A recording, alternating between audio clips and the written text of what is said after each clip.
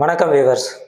நம்ம போனுக்கு எப்படி கால்சியம் சத்து ரொம்ப முக்கியமோ அதே போல் நம்மளோட மசில் ஸ்ட்ரென்த்துக்கும் நர்வஸ் ஸ்ட்ரென்த்துக்கும் இந்த பொட்டாசியம் சத்து ரொம்ப முக்கியம்.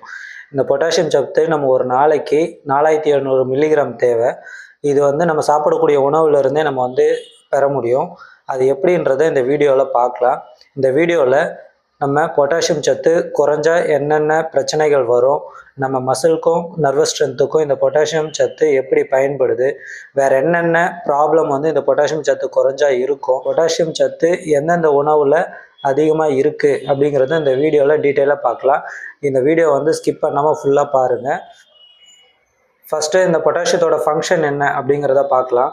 நம்ம பிளட்லேயும் மசில்லையும் இருக்கக்கூடிய பிஹெச் வேல்யூவை பேலன்ஸ் பண்ணுற முக்கியமான ஃபங்க்ஷனை தான் இந்த பொட்டாசியம் பண்ணுது. இந்த பிஹெச் வேல்யூ பேலன்ஸ் பண்ணுறதுனால நம்மளுக்கு பல நோய்கள்லேருந்து வராமல் நம்ம பாதுகாத்துக்கலாம்.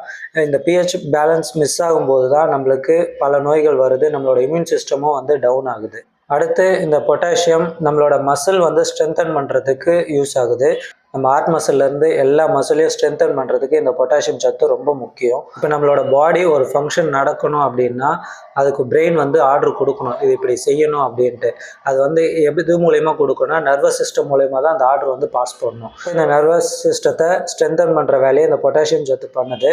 இந்த பொட்டாசியம் கரெக்டாக இருந்தால் தான் நர்வஸ் சிஸ்டம் ஸ்ட்ரென்தன் ஆகுது, அந்த ஆர்டர் கரெக்டாக பாஸ் ஆகுது. ஸோ மசில் நம்மளோட வேலைகள் செய்யறதுக்கு யூஸ் ஆகுது. சரி, இப்போ இந்த பொட்டாசியம் டெஃபிஷியன்சி இருந்ததுன்னா என்னென்ன சிம்டம்ஸ் இருக்கும் அப்படிங்கிறத பார்க்கலாம். இதில் ஃபஸ்ட்டு நம்மளுக்கு சிம்டம்ஸாக இனிஷியலாக எப்படி தெரியும் அப்படின்னா, மசில் ஒரு மாதிரி வீக்னஸாக இருக்க மாதிரி ஃபீல் பண்ணுவாங்க. சிலருக்கு பார்த்திங்கன்னா இந்த மசில் லூஸாக இருக்கிற மாதிரி ஃபீல் பண்ணுவாங்க. அதே போல் தொண்டையில் சத வளர்ச்சி மாதிரி வரும், அவங்களுக்கு டான்சிலைட்டிஸ் மாதிரியும் வரலாம். அதே போல் அவங்களுக்கு ஸ்கின் ட்ரைனஸ் இச்சிங் மாதிரி வர ஆரம்பிக்கலாம். வாயு பிடிப்பு மாதிரி மசில் பெயின் வர ஆரம்பிக்கும். டயர்ட்னஸ் ஃபீல் பண்ணுவாங்க. இதெல்லாம் ஸ்டார்டிங் ஸ்டேஜ் தான். இந்த மாதிரி ஸ்டார்டிங் ஸ்டேஜ்லேயே இருக்கும்போது இது நம்ம டெஸ்ட் பண்ணி பொட்டாசியம் அளவு குறைஞ்சிருந்தது அப்படின்னா அது ட்ரீட்மெண்ட் எடுத்தோ இல்லை உணவு மூலியமாவோ சரி பண்ணுறது நல்லது. இல்லை இது அப்படியே கண்டுக்காமல் விடுறோம் அப்படின்னா அது ஹார்ட் ப்ராப்ளமோ இல்லை பக்கவாதமோ போன்ற பெரிய பிரச்சனைகள் வர்றதுக்கும் நிறைய சான்சஸ் இருக்குது. ஸோ ஸ்டார்டிங்லேயே இது கண்டுபிடிச்சி ட்ரீட்மெண்ட் எடுக்கிறது நல்லது, இல்லை உணவு மூலியமாக கரெக்ட் பண்ணுறது நல்லது. இந்த பொட்டாசியம் டெஃபிஷியன்சினால் வர நோய்களை என்னன்றதை இப்போ டீட்டெயிலாக பார்க்கலாம். அதில் ஃபஸ்ட்டு தசைப்பிடிப்பு தான். ஏன்னா பொட்டாசியம் மசில் ஃபங்க்ஷனுக்கு யூஸ் ஆகுதுன்னு சொல்லியிருந்தோம். பொட்டாசியம் குறையும் போது மசில் கான்ட்ராக்ஷன் ஆகுது குறையும், அதாவது மசில் சுருங்கி விரிகிற தன்மை குறையும். சிலர் தூங்கிட்டு இருக்கும்போது திடீர்னு இந்த கெண்டைக்கால் காஃப் மசில் சிவியர் பெயின் வர மாதிரி ஃபீல் பண்ணுவாங்க. சிலருக்கு கரண்ட்டு ஷாக் அடித்தா எப்படி இருக்குமோ அந்த மாதிரி ஃபீல் பண்ணுவாங்க. ரொம்ப நேரம் இந்த பெயின் இருந்துக்கிட்டே இருக்கும். இந்த மாதிரி திடீர்னு அவங்களுக்கு இந்த காஃப் மசிலில் பெயின் வருது, இல்லை மசில் ஸ்டிஃப்னஸ் வருது அப்படின்னா அவங்க இந்த பொட்டாசியம் வேல்யூ செக் பண்ணிக்கிறது ரொம்ப நல்லது. அடுத்து செகண்ட் சிம்டம்ஸாக அவங்க எக்ஸ்ட்ரீம் டயர்ட்னஸ் ஃபீல் பண்ணுவாங்க. ஏன்னா இப்போ நம்ம சாப்பிட்ற உணவில் இருக்கக்கூடிய குளுக்கோஸ் சத்தை நம்மளோட மசிலுக்கோ இல்லை செல்ஸ்க்கோ சப்ளை பண்ணுறது இந்த பொட்டாசியம் சத்து கரெக்டாக இருந்தால் தான் நடக்கும். இந்த பொட்டாசியம் டெஃபிஷியன்சி இருக்கவங்களுக்கு இந்த குளுக்கோஸ் சப்ளை பண்ணுறது குறையுது. அவங்க எக்ஸ்ட்ரீம் டயர்ட்னஸ் ஃபீல் பண்ணுவாங்க. சிலருக்கு இந்த பொட்டாசியம் டெஃபிஷியன்சி இருக்கிறவங்களுக்கு இந்த நீர்ச்சத்து குறைபாடு இருக்குது அப்படின்னா அவங்க ஒரு மாதிரி எதுக்கத்தால சின்ன சின்ன விஷயத்துக்குலாம் எரிஞ்சு விழுற மாதிரியோ இல்லை சில சின்ன சின்ன விஷயத்துக்குலாம் அவங்க கன்ஃபியூஸ் ஆவாங்க. சில தெளிவான முடிவுகள் அவங்களால எடுக்க முடியாது. இதெல்லாம் பொட்டாசியம் டெஃபிஷியன்சி இருந்ததுன்னா இந்த சிம்டம்ஸ்லாம் இருக்கும். கிட்னி ஸ்டோன் இருக்கவங்க இந்த பொட்டாசியம் உள்ள உணவுகள் கொஞ்சம் அதிகமாக சேர்த்துக்கிட்டா நல்லாயிருக்கும். கிட்னியில் ஸ்டோன் சிலருக்கு ஃபார்ம் ஆகுது அப்படின்னா அது பெரும்பாலும் கால்சியம் ஆக்சலேட் கற்கள் தான் உருவாகுது. இந்த கால்சியம் ஆக்சலேட் கற்கள் உருவாகத்தை தடுக்கிற ஃபங்க்ஷன் இந்த பொட்டாசியத்துக்கு இருக்குது.